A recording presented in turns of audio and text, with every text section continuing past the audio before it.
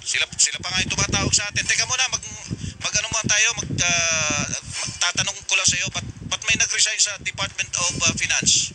Ha? Ikaw naman. Oo. Eh, sabi doon sa statement, ay, sandali mamaya ko pa sana yan ipapollow up, pero sige na nga, Sige na. dahil tinanong mo, Tinanong na kita eh. tinanong mo na. Finance Wala na akong kawala. Finance Undersecretary Cielo Magno dahil Oo. daw pinagbitiw na Malacanang dahil umano sa tutol siya sa pagtatakda ng price ceiling sa bigas. Totoo ba yun? Mayroon daw siyang, parang hindi siya sumasang-ayon Oo. doon sa price ceiling. Oo. Kinumpirma naman niya yan kahapon na talagang nag-resign na siya effective September 16.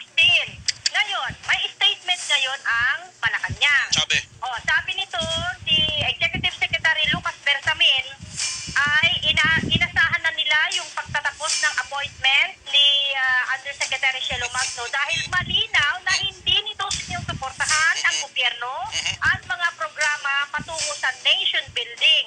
Sabi pa nitong si Executive Secretary Bersamin, ito daw si Yusek Magno ay tumututol doon sa mga patakaran ng administrasyon na isinasa publiko daw niya sa social media sa halip na mapag-usapan doon sa loob na lamang. Ganyan. Kumbaga, dinadaan daw doon sa Facebook, yung ganyan, mga Facebook post na sila daw kumu-question doon sa mandated price ceiling sa bigas. Ganun pala kwento, no? Tara. May mga kwento palang ganon. May nag-resign dahil hindi team player. Super Radyo! Ano sabi ni Finance Undersecretary Cielo Magno?